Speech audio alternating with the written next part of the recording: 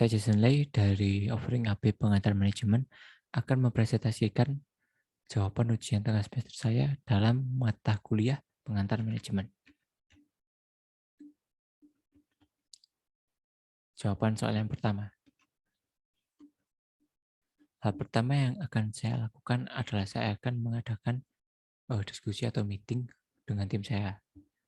Yang kedua adalah mendata keperluan dan tugas-tugas yang akan kami kerjakan. Atau kami bisa membuat sebuah to-do list. Kami akan membuat skala prioritas untuk pekerjaan dalam tim. Karena total tim saya ada 6 orang termasuk saya sebagai leader harus bisa memberikan contoh yang maksimal untuk tim saya. Maka dari itu, karena tim yang kita butuhkan awalnya adalah 12 orang dan kami hanya ada 6 orang, kami harus membagi peran agar pekerjaan yang awalnya membutuhkan 12 orang bisa dihandle oleh 6 orang saja.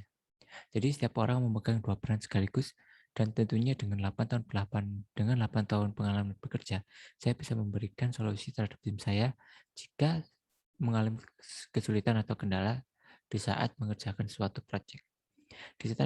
Di saat ada anggota tim yang baru masuk, kami akan langsung memulai meeting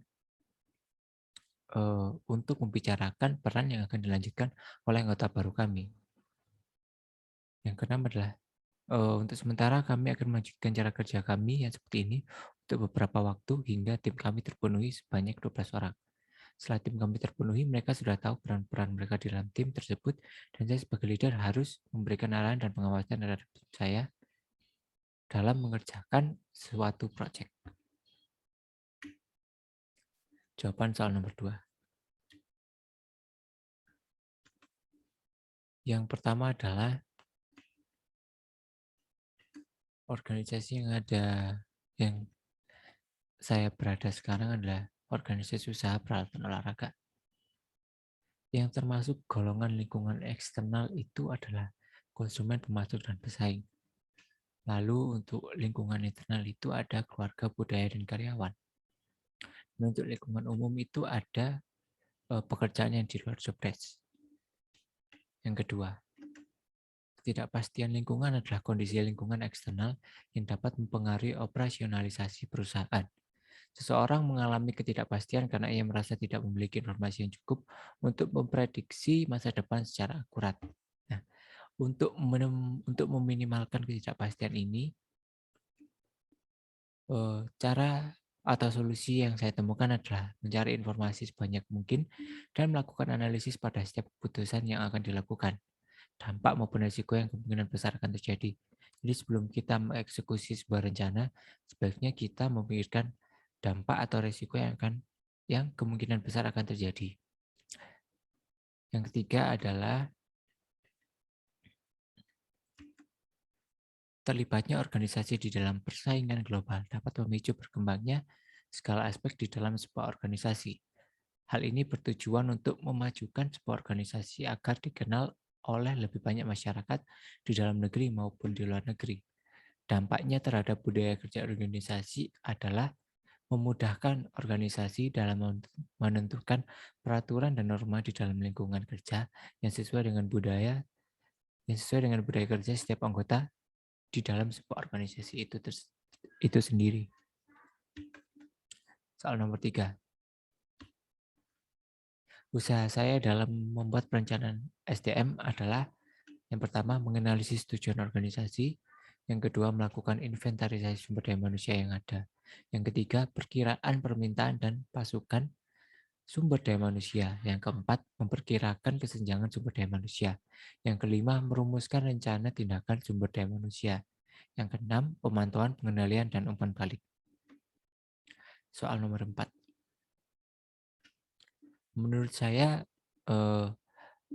struktur organisasi yang cocok untuk kasus di soal 4 ini adalah struktur organisasi matriks, karena bisa dilihat sendiri di PPT ada manajer proyek A, proyek B, dan proyek C. Ini bisa diibaratkan 3 produk, yaitu alat permainan, minuman, dan pakaian. Lalu juga ada manajer produksi, quality control, engineering, logistik, dan planning. Kalau dilihat secara struktur ini mudah dipahami dan apa ya? lebih terkendali saja, lebih terencana, dan direktur bisa dengan mudah meminta pertanggungjawaban dari manajer proyek dari manajer proyek dari manajer proyek-proyek ataupun manajer produksi, quality control, dan lain-lain dan sebagainya. Soal nomor 5, jelaskan maksud dari setiap strategi yang ditetapkan akan berdampak pada perubahan struktur organisasi.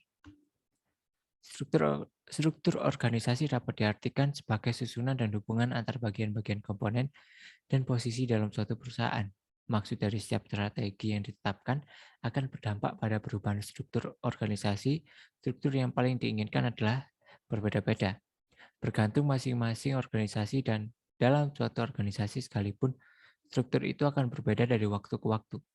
Struktur organisasi memberikan stabilitas dan kontinuitas yang memungkinkan organisasi mempertahankan kedatangan dan kepergian orang-orang dan untuk mengkoordinasi hubungannya dengan lingkungan. Misi dan tujuan menyeluruh suatu organisasi akan membantu menyusun rancang bangunnya. Struktur mengikuti strategi. Strategi akan menentukan bagaimana jalur pemenang dan saluran komunikasi diatur antara para manajer dan bawahan. Aliran kerja sangat dipengaruhi strategi, sehingga bila strategi berubah, maka struktur organisasi juga berubah. Sekian dari saya, terima kasih. Wassalamualaikum warahmatullahi wabarakatuh.